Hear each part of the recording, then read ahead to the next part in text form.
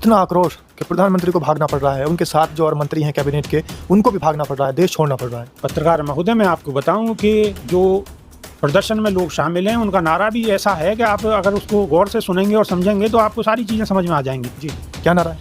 नेता का बेटा गाड़ी में और गाड़ी गई खाड़ी में।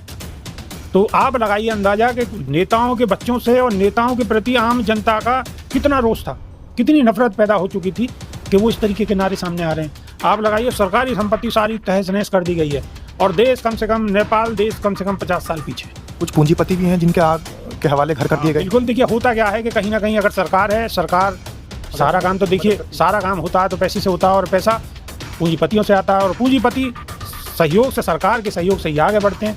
तो जिस तरीके से हमारे देश में भी विपक्षी सवाल उठाता है, अडानी अंबानी पे सवाल उठाता है, इसी तरीके से हर देश में पूंजीपति होते ही हैं क्योंकि उन्हें बिजनेस करना है, सरकार को अपनी वाहवाही करनी है और विकास दिखाना है। अब विकास दिखे या ना दिखे, हो या ना हो, लेकिन दिखाना तो पड़ेगा, काम तो आपको करना की घटना है। आपने देखा होगा अधिकतर के कोई अगर कहीं एक घटना हो जाती है तो उसके साथ आपको दूसरी जगह भी घटना देखने को मिलेगी अधिकतर। अब देखिए आप नेपाल में हुआ, अब देखिए फ्रांस में हो रहा है, अब कहीं और भी हो सकता है जो नहीं होना चाहिए। लेकिन ये सरकारों के लिए, हमारे देश की सरकार हो या अन्य देशों की सरकारें हों, वहाँ ये शोध का विषय होना चाहिए और इसका मंथन होना चाहिए कि आखिर ये वजह हुई है तो हुई क्यों है।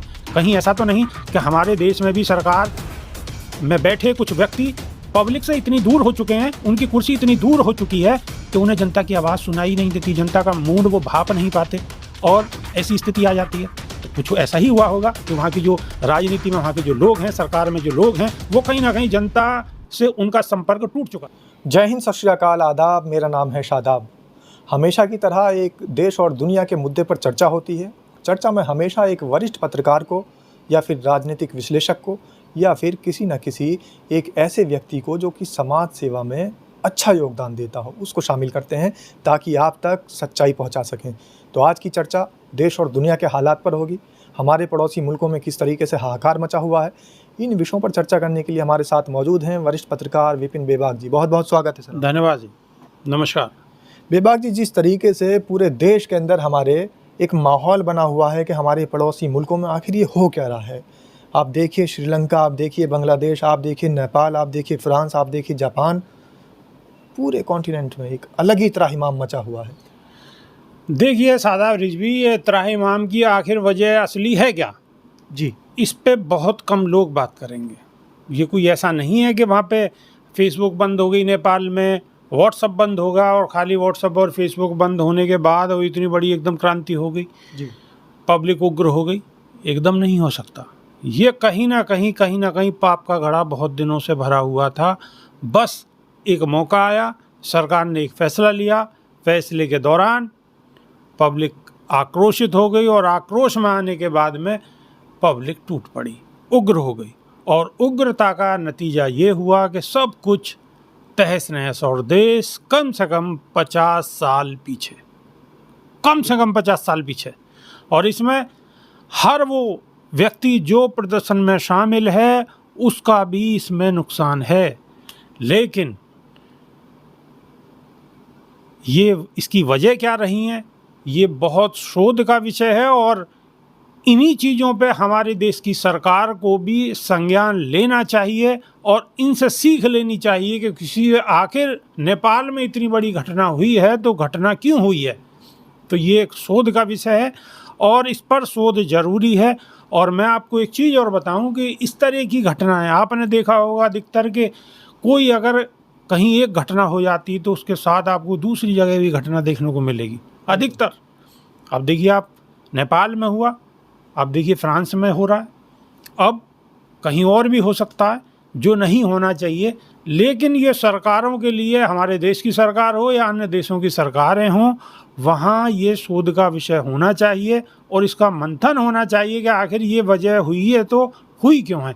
कहीं ऐसा तो नहीं कि हमारे देश में भी सरकार में बैठे कुछ व्यक्ति पब्लिक से इतनी दूर हो चुके हैं, उनकी कुर्सी इतनी दूर हो चुकी है कि उन्हें जनता की आवाज़ सुनाई नहीं देती, जनता का मूड वो भाप नहीं पाते और ऐसी स्थिति आ जाती है। तो कुछ ऐसा ही हुआ होगा कि वहाँ की जो राजनीति में वहाँ के जो लोग हैं, सरकार में जो लोग हैं, वो कहीं ना कहीं जनता से उनका संपर्क टूट चुका था। इतना आक्रोश कि प्रधानमंत्री को भागना पड़ रहा है, उनके साथ जो और मंत्री हैं कैबिनेट के, उनको भी भागना पड़ रहा है, देश छोड़ना पड़ रहा है। पत्रकार महोदय, मैं आपको बताऊं कि जो प्रदर्शन में लोग शामिल हैं उनका नारा भी ऐसा है कि आप अगर उसको गौर से सुनेंगे और समझेंगे तो आपको सारी चीज़ें समझ में आ जाएंगी। जी, क्या नारा है? नेता का बेटा गाड़ी में और गाड़ी गई खाड़ी में। तो आप लगाइए अंदाज़ा कि नेताओं के बच्चों से और नेताओं के प्रति आम जनता का कितना रोष था, कितनी नफरत पैदा हो चुकी थी कि वो इस तरीके के नारे सामने आ रहे हैं। आप लगाइए सरकारी संपत्ति सारी तहस नहस कर दी गई है और देश कम से कम, नेपाल देश कम से कम 50 साल पीछे। कुछ पूंजीपति भी हैं जिनके आग के हवाले घर कर दिए गए। बिल्कुल। देखिए होता क्या है कि कहीं ना कहीं अगर सरकार है, सरकार सारा काम तो देखिए सारा काम होता है तो पैसे से होता है और पैसा पूंजीपतियों से आता है और पूंजीपति सहयोग से, सरकार के सहयोग से ही आगे बढ़ते हैं।